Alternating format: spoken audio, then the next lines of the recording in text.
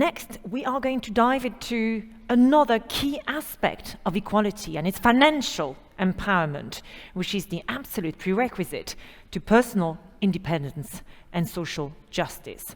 And to introduce this crucial subject, we have the great privilege of welcoming a visionary leader, Executive Director of Bayard Group, who will shed light on why financial independence is so important and how we can take steps to ensure a more secure and equitable future for women. Ladies and gentlemen, please welcome Sibylle Le Maire.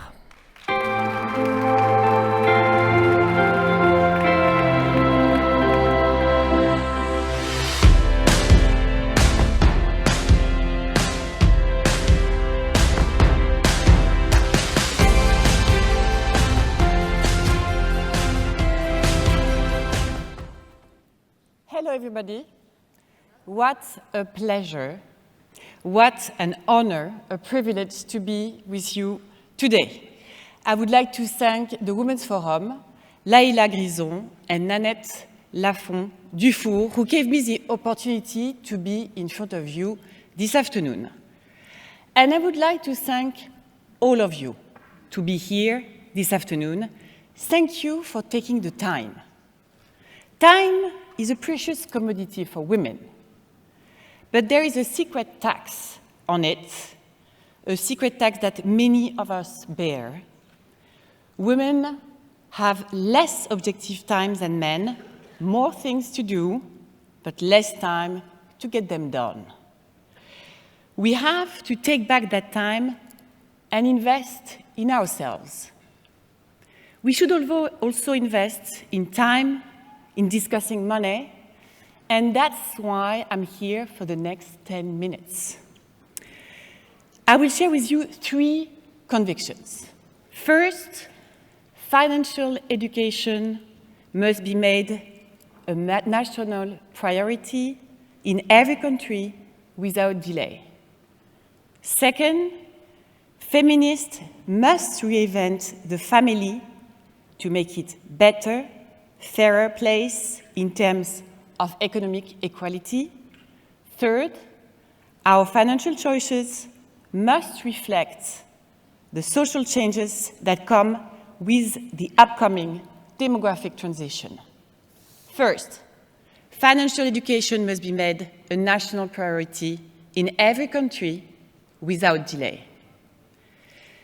Money is a taboo, yet crucial. Because for women, it's the key to achieve true equality with men and the guarantee of our freedom. You will never be powerful in life until you are powerful with your own money. When I was younger, to build my life as a woman, I wish I'd had this advice. I only recognized its importance much later in life. No wonder. I never learned about money in school. At home, financial discussions were non-existent. Conversation within my circle revolved around food, politics, sports, music, TV series, men. But when the topic shifted to finances, the dialogue felt silent. I've come to realize that whether it's family or friends, very few people are willing to engage in frank discussions about money. It was considered too emotional, too uncomfortable, and not fun enough. So yes, talking about money is challenging. Many of us avoid discussing salaries, worried about judgment or comparison.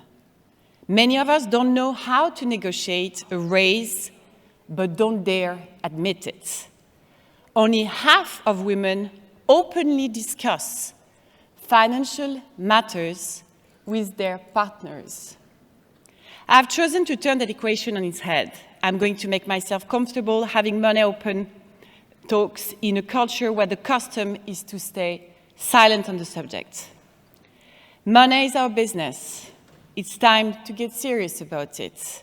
It's time to change the narrative, reject the status quo, and refuse silence. Let's make money a common topic, one that is taught in schools and discussed at the dinner table. Knowledge is power, ignorance is suffering. Economic and financial education for women isn't just about changing the world. It's about transforming lives. Your life, your children's life, your daughter's life. Money is simply a tool, a reflection of the value of work. It should serve your life, not control it. It should work for you, not rule over you. Under these conditions, men and women should have an equal relationship with money. But let's be honest, that's far from the reality today. I will quickly break this down for you in two historic points. One, the first one is power dynamics. In history, money has been an instrument of power used by the powerful to dominate the weak. Two, the second is control mechanism. Men use money to control women. The late emergence of paid work for women has meant that they have been dependent on men for longer.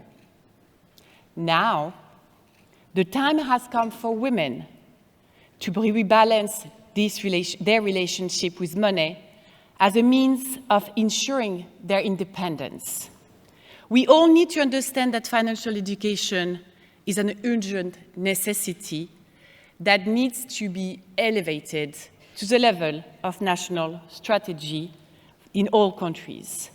We need to make sure that all levels of society play their part in this.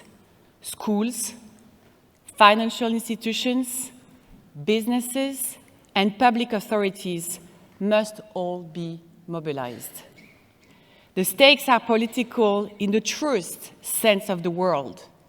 Developing financial education is an essential building block for social cohesion and economic development. Two, the family must be reinvested by feminists. The pay gap between men and women is narrowing, but far from closed. Despite yearly progress, the UN revealed in 2024 that women will still earn 20% less than men globally. But the most persistent inequalities often fly under the radar, unseen and unchallenged. Through Vive Media, our media dedicated to providing economic and financial educational resources for women, we conducted a study in France, only in France, which revealed three main points. Inequalities begin early, with little girls having less pocket money than little boys. Between the age of 10 and 15, they have an average of 6 less euros per month. This is no laughing matter. It's an unconscious mechanism of inequality that remains invisible to us. Two, inheritance is unequally distributed. On average, sons inherit more than their sisters. And three, divorce has dire consequences. Women have significant financial penalties in separations, while their ex-partners often maintain stable financial situations. Who really benefits financially from the couple? Titou Lecoq's exploration of the yogurt pot theory sheds light on this uncomfortable truth, which she explains even further in her book. Imagine Gwendoline in a relationship with Richard. Gwendoline earns less than Richard because she works part-time to look after the children. The couple buy a new car the kind of car that Gwendoline could never have offered on her own. Richard pays off the car loan because he earns more. They both think it makes sense. Gwendoline wants to balance the scale. She offers to pay a little more than Richard for groceries. She thinks it's fair. Small salary, small expenses, big salary, big expenses. When they split, because it happened, Richard drives away with the car. Gwendoline, on the other hand, leaves the couple with her empty yogurt pots. This metaphor, which is not only a metaphor for many women, shows how, and without anyone noticing, their marriage has gradually diminished Gwendoline's financial stability, ultimately leaving her at her disadvantage. It's important to recognize that the family is an economic institution.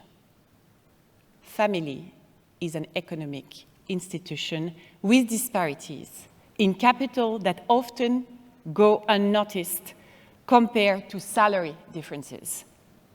How parents invest in their children can deepen existing inequalities, perpetuating them across generations. Third, how financial choices must reflect the social changes that come with the upcoming demographic transition. This shift will affect every facet of our lives, making it imperative to align our financial planning strategies with this reality. Longer life expectancy is excellent news. It's a statement to the progress we've made as a society. Only, we must be vigilant to ensure that this transition doesn't widen the financial gap between women and men. Demographic transition is marked by increased longevity, longer careers, new financial needs, and ever-changing life courses. Women are at the forefront of this change for two reasons. First is that they live longer than men.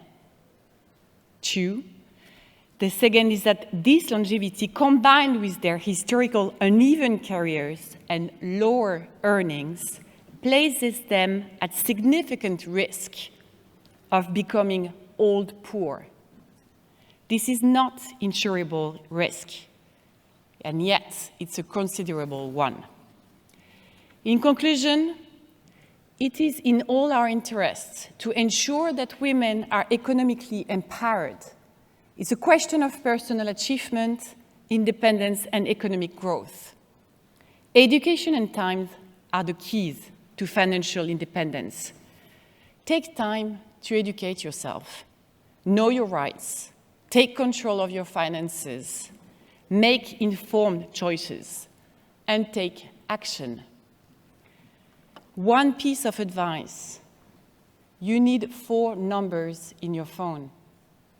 The one of your banker, the one of your solicitor, the one of your lawyer, and the one of your insurer. They have one thing in common. Take my word, mark my word. By the time you look for them, it's usually too late. The theme of this 2024 edition is reconciliation.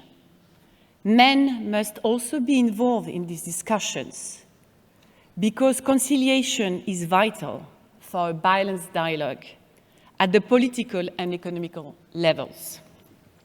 The roundtable that follows will address some crucial questions. How can we tackle economic violence on both a micro and micro level? How can we integrate women into a global economic growth? The path ahead may be long, but the destination is clear. The forum is not just a place for debate. It's a genuine laboratory for action.